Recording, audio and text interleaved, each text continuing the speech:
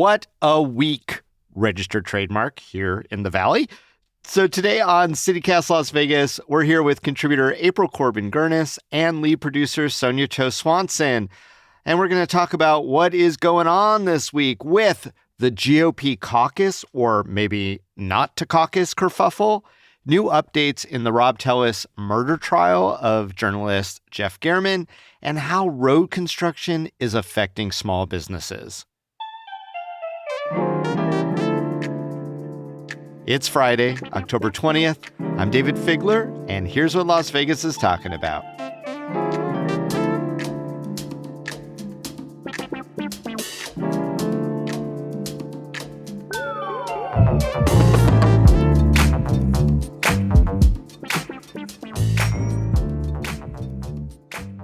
April, Sonja, welcome to the Friday News Roundup. Thanks for having me back. Thanks, David. Hey. Yeah, good to see you both. Yeah. Hey, David, so before we jump into our regular roundup of the news, I wanted to jump in with a quick message, if that's all right. Oh, as the lead producer, yes, that is your right. Thank you. Thank you. We're not going to be discussing this topic in today's news roundup because we generally stick to local news. But I know that the tragedy and the violence right now in Israel and Gaza weighs heavy in all of our minds right now. I think a lot of people here in Las Vegas are grieving. They're mourning the loss of friends and family and hometowns. They're afraid for the safety of their loved ones. And people are afraid for their safety here, too, because wars have a way of crossing borders. And both anti-Semitic and anti-Muslim sentiment is harming people in our community today. You might be feeling complicated about the news, or you might be feeling a lot of clarity about it. Either way, I hope we can feel complicated and also act. We can ask our elected officials to denounce all forms of violence and de-escalate the conflict. And if you want to donate to humanitarian relief efforts, I'll put a link in the show notes to some vetted organizations. And one last thought, I actually heard a rabbi quote a Bedouin doctor on NPR the other day, and she said that the real dividing line is not between Israelis and Palestinians, but between those who believe violence is the answer and those who believe there is another way. So, on that note, thank you for letting me say my piece. Handing the baton back to you, David. Okay. Well, we do have some local things to talk about, and I appreciate you very much, Sonja. So let's just jump into our news roundup. We're going to start with the GOP. What are the Republicans doing here, April? I guess a bunch of presidential candidates have signed up, but not for the same thing. I think this is confusing to a lot of people, especially some potential Republican voters. What's happened? Oh, yeah. So let me just preface this by saying it's going to be an embarrassment, I think, for the state of Nevada. And it's sort of unprecedented. Good start. Just let's frame it with that or whatever. I think that's important. So in 2021, the Nevada state legislature passed legislation to require the county government, the state, to hold presidential primaries. The idea was that we were going to move from a caucus state, which we've been, to a presidential primary. It was sort of part of the overall push for Democrats to be like first in the nation. That's a designation they didn't quite get, even though I think we're third in the country. But what happened after that was that the state Republican Party was like, no, we're good. We're going to keep doing our own thing and not worry about this. So they sued the state. That lawsuit is still pending to try and say that you can't force us to have a presidential primary. So essentially what the state Republican Party is doing is holding their own caucus while the state holds a mandated, legally required by state law primary caucus. But what the state Republican Party did was say, you cannot participate in our caucus if you file for the primary. So essentially, Michael McDonald and crew, that's the head of the state Republican Party, said, choose us or them. And so we've seen a split. Nikki Haley, Mike Pence, and Tim Scott filed for the primary. That's the state-run one. And Ron DeSantis, Donald Trump, Vivek Ramaswamy, Chris Christie, and Doug Burgum registered for the caucus. Now, the important thing to note here is that the way the caucus is working is that only the caucus winner has the ability to win any delegates for the state. And that's for the Electoral College correct. Yeah, tallying? for the tallying that they do at the national convention to pick their eventual thing. So this is going to lead to a lot of confusion because the events are 2 days apart.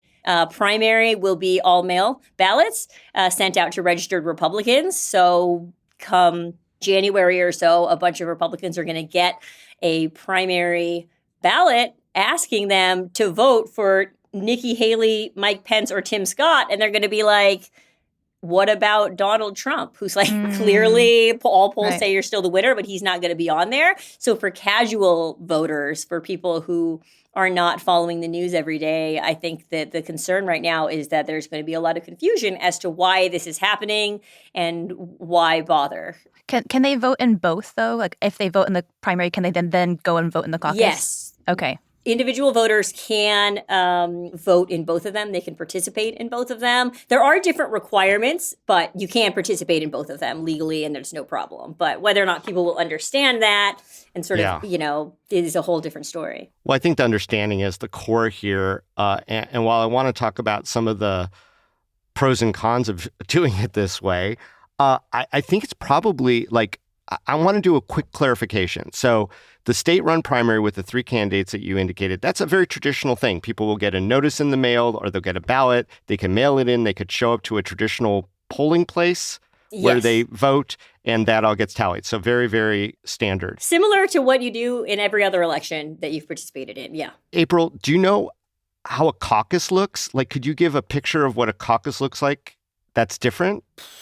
It is different. So caucuses, there are precincts, basically, that you have to go to. So, like, depending on how old you are, you might remember when you only had one voting place instead of now you can go to sort of anywhere in the Valley, right? But so caucuses, you have to go to your specific neighborhood precinct and you have to participate. It usually takes a little bit longer. And often it's not a private thing. So like in a voting booth, you go in there and you can vote for whoever you want. And you can vote for Donald Trump, even though you can tell everyone you voted for someone else. Like you don't have that option in most caucuses in the format because you're sort of standing in a room and in a corner sort of behind your candidate or whatever. The state Republican Party has said that there will be a sort of drop and vote go thing for people who want to participate in the caucus but can't stay there for the whole process. Now, is it up to the Republican Party to get the word out to the people where the precincts are and what times they're going to be expected to be there and all that? Yes. All of that will fall on the Republican Party to sort of tell its members, here's where you need to go, here's how you participate, and all of that. At the same time,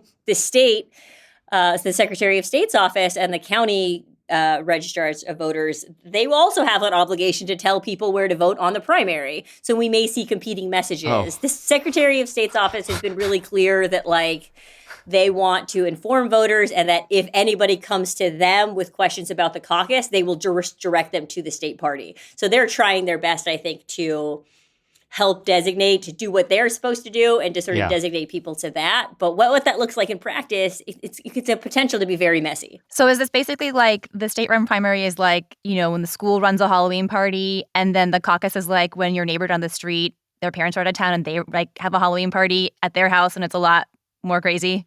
Yes. I mean, that's a great analogy, actually. Or maybe there's like a secret invitation that goes out and you have to know somebody to know when to get there and you're not sure what to show up with and what it's going to be a wild party or is it going to be calm? Are people going to be yelling at each other at that party or is it going to be orderly? Wow. Okay.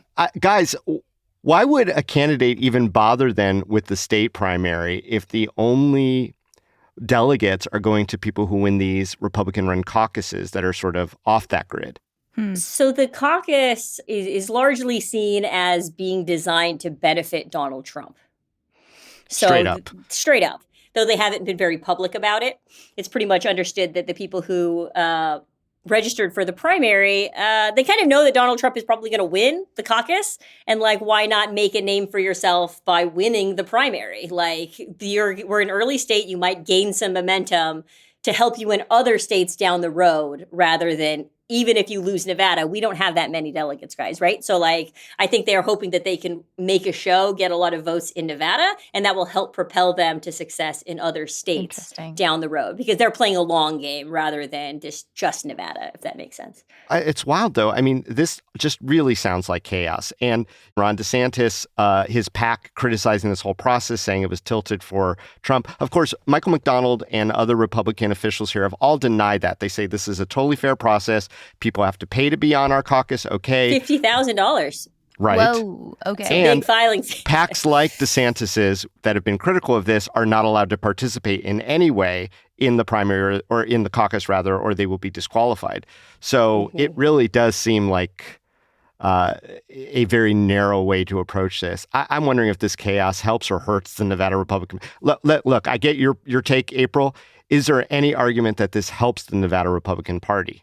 The state Republican Party, I can say, has, made presentations to like the state Secretary of State's office saying that they prefer the caucus because, one, it's what people are familiar with in the caucus process, but also that it unifies the party and that it gets people in the, because, right, like I said, as opposed to just going to a voting booth and sort of being singular and doing it on your own, the caucus sort of is supposed to build community and sort of pull you in and get you involved. And the candidates are more involved because it's their job to get people to the caucuses. So like they say it's sort of more participatory and will better help them.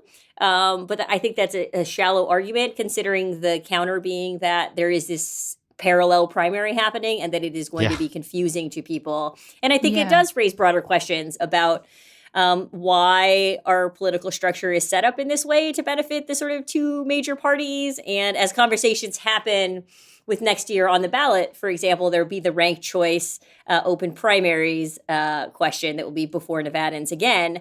And I think it's worth bridging this gap to being like, well, maybe now is a time where people need to be thinking about how we structure our stuff all together. Interesting. Because a little shadow advocacy there, April Corbin Girnus. Well, I think it's a conversation that people are worth having. You got to remember that 1/3 of the state is registered nonpartisan, right? Like, clearly, that could just be a default thing because if you don't pick one, you get defaulted to that. But I think it also speaks to people being frustrated with the system. And certainly this is not going to help build trust. And there are going to be people who see that ballot and see that Donald Trump's not on there and think that there is a deep state conspiracy, even though there is an explanation for it. So I think that it's concerned about people's functioning of democracy. I think it gives the Dems a lot of fodder, too, to say, look at the mess the Republican Party is making of their own freaking primary/caucus. So we'll see if that becomes a campaign point in the months ahead. See also Speaker of the House. So, April, when is the caucus and when is the primary again? So the primary is February 6th. And mail ballots for all registered voters will come out a few weeks before that. And then February 8th is the caucus, so 2 days later. Well, it's the Nevada way. Not just one, but two winners. So good luck to all. Good luck to all.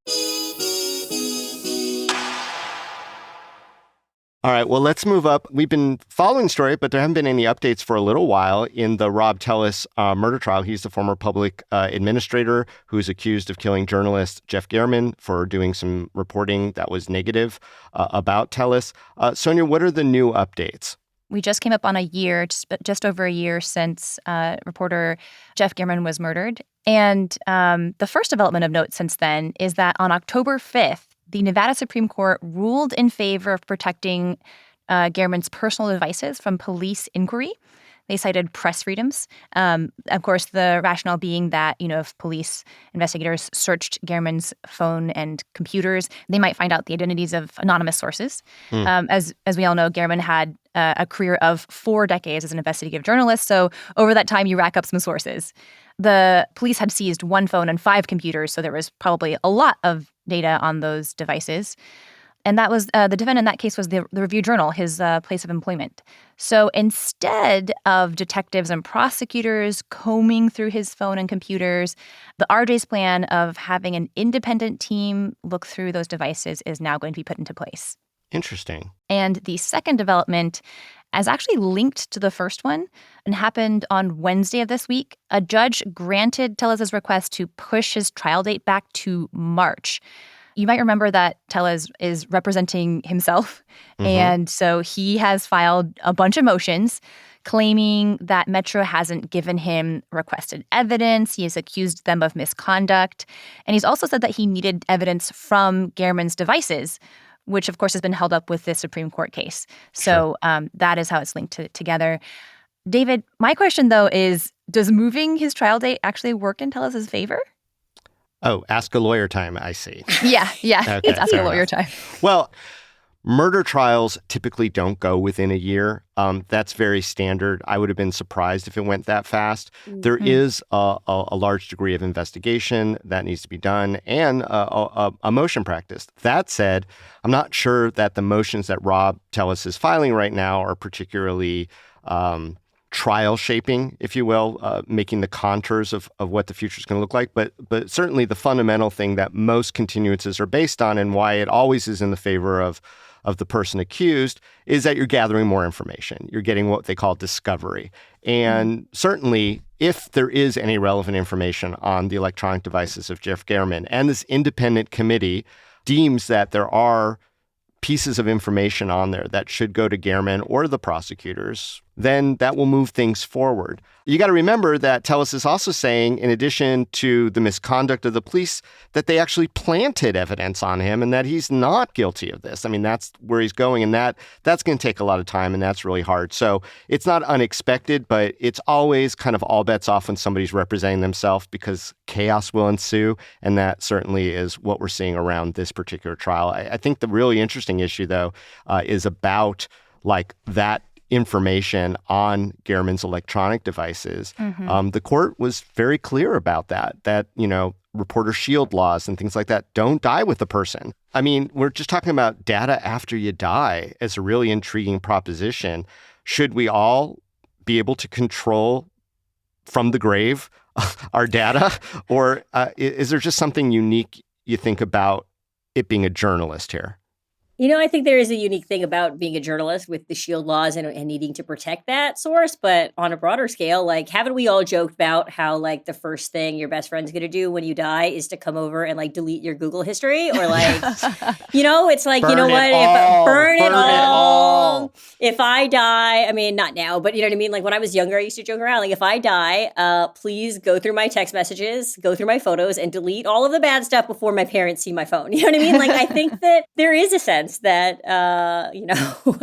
that in perpetuity you have some control over your life and things like that. And obviously, and I think it's different going back to German that he's the victim here, right? Like, I think it might be a different story if there was a journalist or something who murdered somebody. And it was sort of on the opposite end where you were looking for sort of evidence that and it might clearly be on a laptop or a phone that he was Googling, like, how do you murder somebody or whatever. But in this case, he was the victim, right? So, like, there should be, I'm not a lawyer, but there should be ample evidence outside of what was on the victim's thing that could have done that. You know what I mean? Like, it seems like the focus should probably be more on Tellis and what he's doing rather than like what German's doing. As nosy as people might be to want to know who his sources are and all of that, I don't know that it seems relevant or particularly strong. But again, I'm not a lawyer. I'm not even a phone a friend lawyer. So I am so intrigued about this idea of like our digital identities kind of carrying on after we die. Like, I mean, I think that Facebook now has a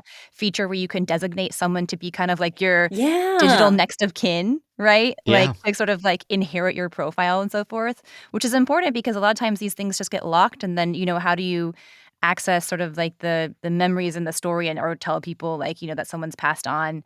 But increasingly, I'm kind of thinking about our digital existence as like a very like real, tangible thing. As much as it's like pixels and ones and zeros, it's like such a part of our life that it's like real, right? So in the same way that like, even though after we're gone, we're not here on this earthly plane really in any shape or form, we still have a say in what happens to our physical bodies after we die, right? Like we get to determine whether or not our bodies go to science or get cremated or like... As long as we're thoughtful about it ahead of time, because sometimes that decision just does fall in the lap of others. True. And also just like deleting stuff from 10 years ago that you don't need. Yes. Like, Yes. Like Marie Kondo that stuff. Absolutely. Does this photo of you playing beer pong spark joy? Yeah. Or I'm sure some politicians like, does this photo of me in blackface make me happy in any way? Does this off-color joke I made 10 years ago as a college freshman, it could cost you your job in 10 years? So like maybe don't, maybe hide it, guys. Maybe delete it, It's a good reminder. There's definitely intrigue. I mean, I think what Tellis is trying to say is that somewhere on there, the real killer was texting and feeding all this fake information to German, and I want to see who that is so I could point to them at my trial. Who knows? Who knows? It's obviously much difficult for him to be both his own lawyer and to a degree, his own investigator while he's behind bars, which he is. I guess answering the original question, the continuance makes sense on a certain level, but definitely the intrigue surrounding these devices is something that's a bigger story. But here's a story that just keeps making bigger stories, right? I mean, it's such a tragedy, but I guess we just have to hang tight before we get to any kind of resolution or what people seem to call justice.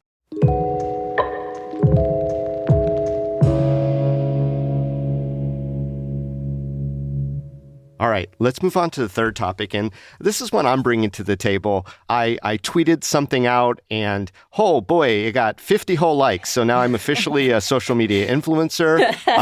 And I'm just talking about the construction like every other Las Vegan right now around town. But my hot take on it was that some pockets of road paving and, redevelopment of these little areas with infrastructure are really causing small businesses to take huge hits, to shoulder like what can be months-long disruption to their businesses when it comes to people's access to the business, to the inordinate noise that's happening right outside their windows. I'm a big patron of the Arts District. There's a little intersection that has a bunch of very cute retail shops, little independent places just trying to make it. And the city seems to have ignored them and their needs. All for the greater good, I get that. But at the end of the day, if I can't get to the place, look, in some of these places, the city is, feeling the obligation, I think, to put up big orange signs with block lettering. This business is open, because you wouldn't think it is. Yeah. If you could even get that close. The other day, I had to park blocks and blocks away, still had to pay for that parking, to walk over to my favorite, little coffee shop to do some work at, although I love all the coffee shops downtown, dig it. And then had to traverse a very treacherous, that's been there since July, trench system to get to one of my favorite bookstores, Analog Dope. And all David, the other little it's businesses. Hunger Games. The city's putting together Hunger Games to test your mettle, to see if you're worthy of going to dig at coffee. It is a prize at the end of that quest, but should they have to burden all this? And it's not just that area, it's all over town. And I'm just wondering what you think the city or the county should do for these businesses that are being, in my eye, disproportionately affected by these lengthy construction projects that don't seem to give a damn about the businesses they're working around. I think especially, I'm just spitballing here, but especially when you think about downtown Las Vegas, the city's pretty good about marketing itself and doing things. They could waive parking, paid parking and the meters and stuff in that immediate area just to give people a little more incentive to do that.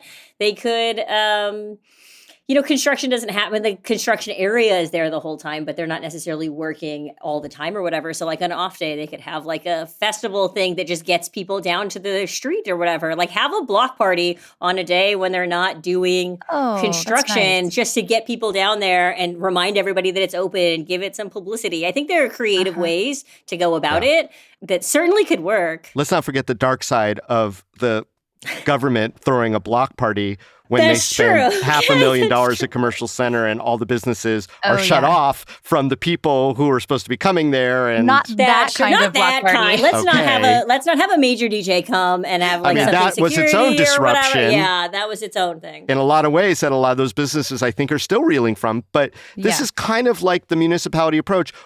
Trust us businesses. We're doing something that's so much better for you. And meanwhile, if they even can hang on to enjoy some of those tenuous benefits, what else can we do for them? Yeah, I'm actually really curious about the planning process. I'd love to know, how far in advance these businesses get noticed, to what degree the city sits down and plans with them and describes what the ingress and egress is so that they can notify their customers what's going on and kind of also budget for what's about to happen. Let employees know to expect maybe some reduced wages or tips and be able to make some decisions for themselves around that. If, they want to go look for alternative employment elsewhere, forecasting that next month's tips are going to be way, way down.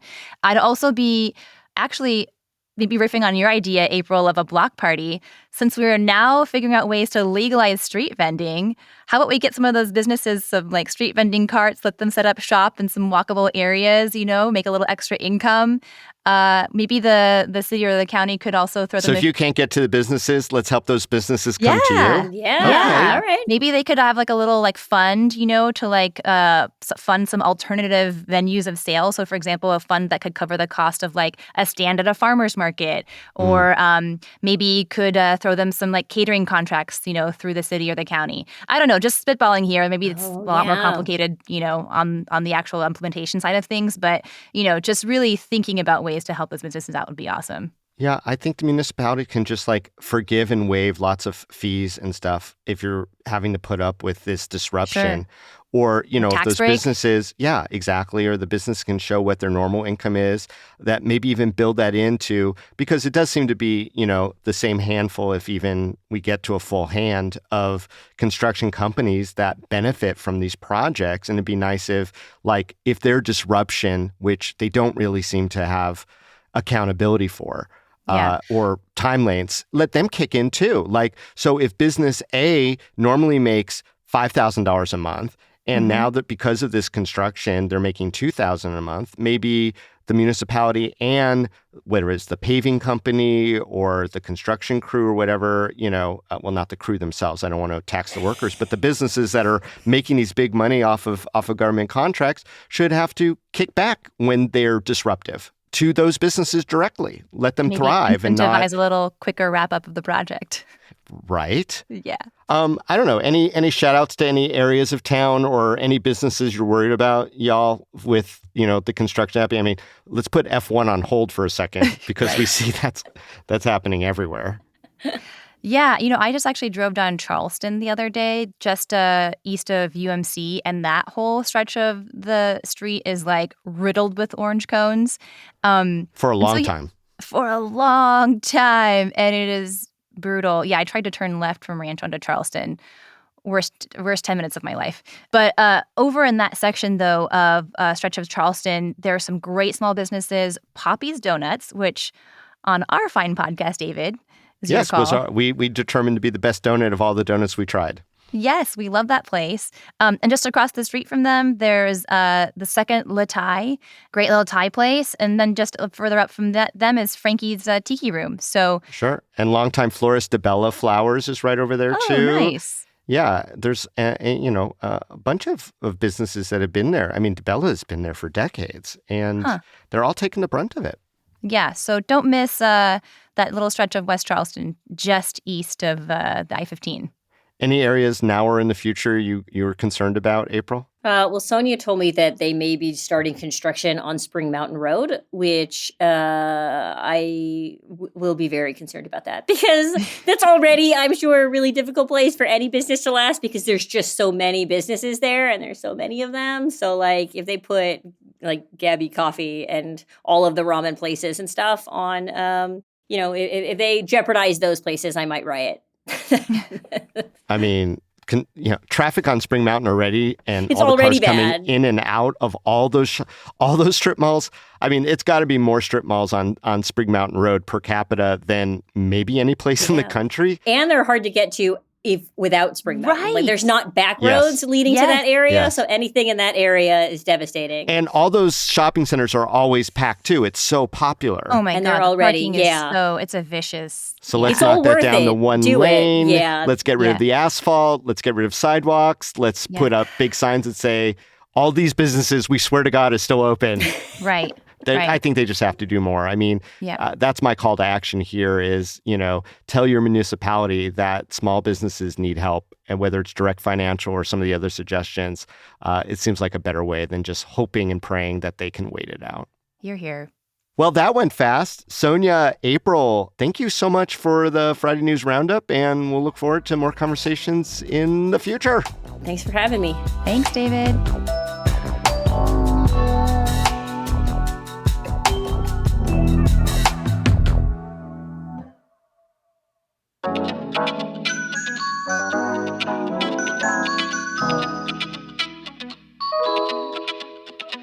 And that's all for today here on CityCast Las Vegas. Our producers this week are Sonja Cho Swanson, Layla Muhammad, and Lizzie Goldsmith.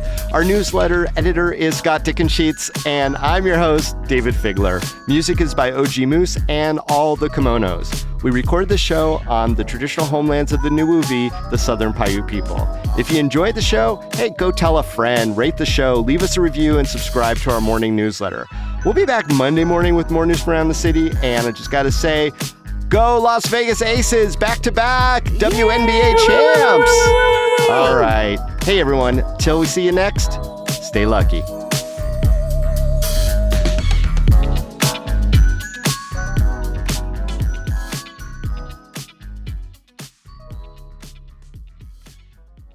If delegates are like the Halloween candy, Here we go. How did the caucus end up with the Halloween candy and the delegates and not the state-run primary? Why do all the That's delegates a great question. Halloween candy go to them? Yeah. It's a damn fine question. I mean, why do we have caucuses in general? Why do political parties have so much power in general is my question.